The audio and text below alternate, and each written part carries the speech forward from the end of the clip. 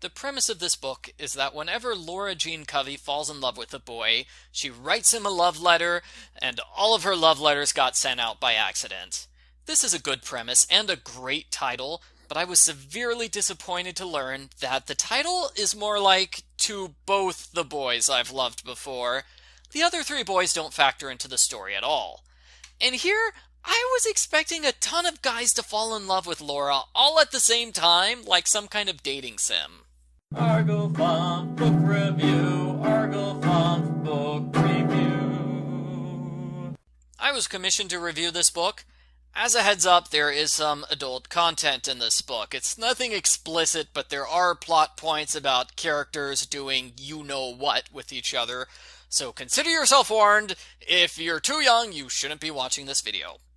So, all the adults still here? Good!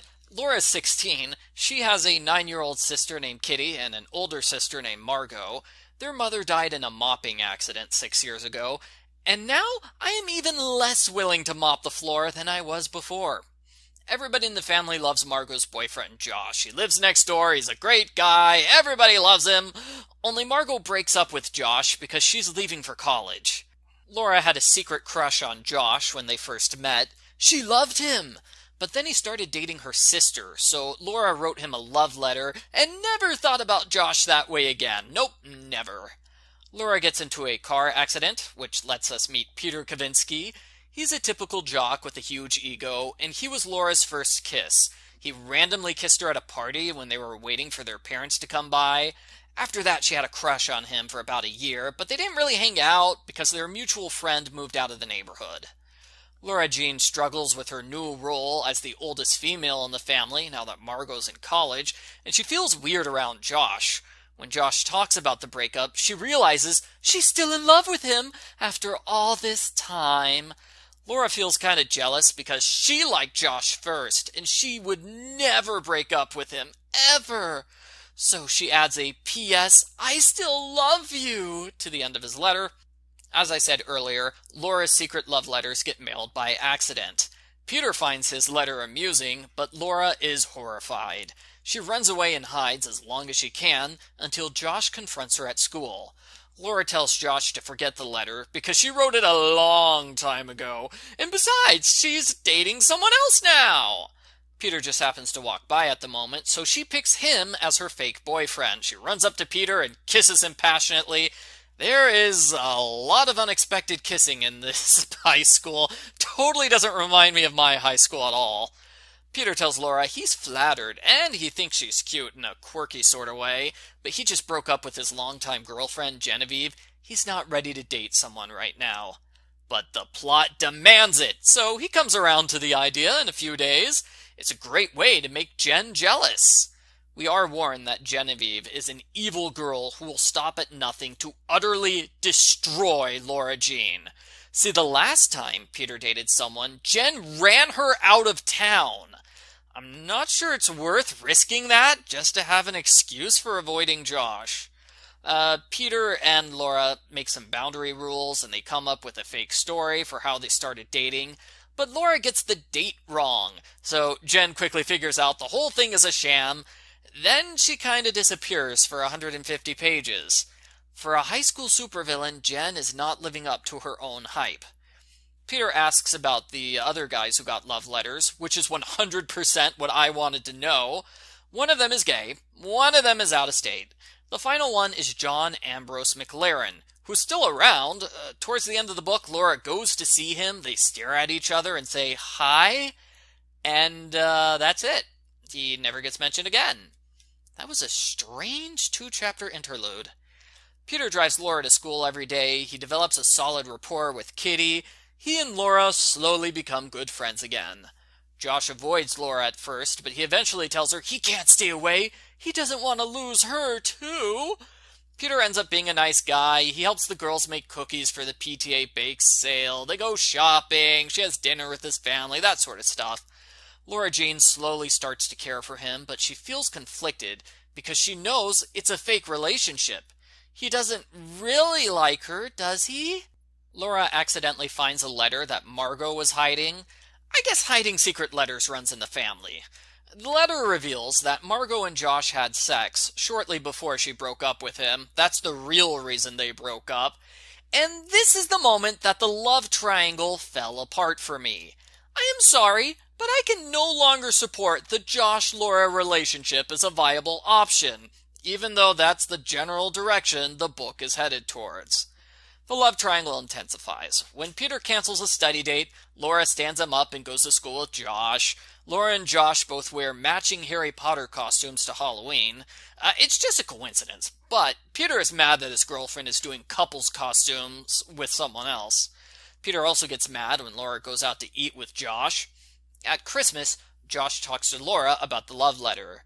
You're about 3 months too late for that, dude. He says Laura should have told him the truth from the start. He admits he's jealous of Peter, and he kisses Laura.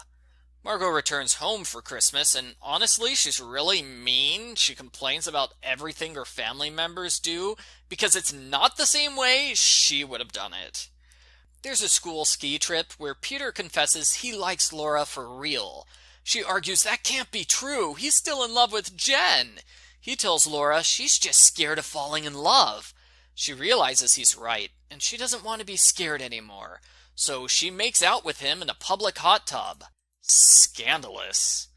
Laura's happy for about a chapter, until Genevieve spreads the story that Peter and Laura had sex in public last night. Peter denies it, and I did not like this part, because Laura decides Peter didn't deny the rumor in the right way, so she breaks up with him. Please note, she was not there when Peter told his friends the truth. She has no idea if he did it in a serious or joking manner. She just assumes he was laughing the whole time, so she decides they can't date anymore. This big breakup was way too forced for me to go along with it. Similarly, he sends her a text message asking if they can talk, but he doesn't send a second text message, so she figures it's all just an act. She's heartbroken and deletes his contact info, and Laura, you are just making crazy assumptions here. Peter comes over, he gets into a fight with Josh. Margot is horrified when she learns her boyfriend kissed her sister. She gets revenge by telling Dad the rumor about Laura having sex in public. Laura and Margot have a serious talk with each other, and the sisters become friends again.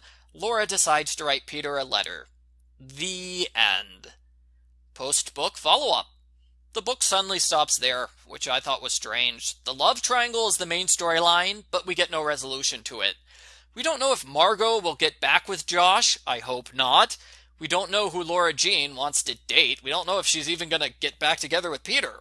Yes, it's nice the sister drama has ended, but that's not the main story. Margot was gone for 90% of the book. I find it frustrating that they resolved a minor subplot and ignored the main plot. It was difficult to summarize this book because it's done in the slice of life style. There are lots of short 2 to 3 page chapters. I'm a father, so I really like the scenes of the father and the family together. I also like the scenes that discussed Lara Jean's Korean heritage. Those were good too. Every now and then we see Laura's best friend Chris. Chris regularly smokes, drinks, and curses. As Peter notes, there's no reason for the two of them to be friends. They have almost nothing in common. And that's true, the friendship doesn't work because they're just too different, and they rarely talk to each other. I was really into this book until Josh's sex life came up. That ruined the book for me. It was already kind of creepy that Laura's majorly into her sister's boyfriend, but that was going too far. So the big love triangle was more of a big gross out, especially since it was fairly clear that Laura would not end up with Peter. He's too obsessed with Jen for that to happen, and Laura's clearly more interested in Josh. Yeah, there was a little bit of Laura's falling in love with Peter for real, but I could tell it wouldn't happen. So it wasn't a surprise to me at the end when Laura and Peter's relationship dies without so much as a whimper.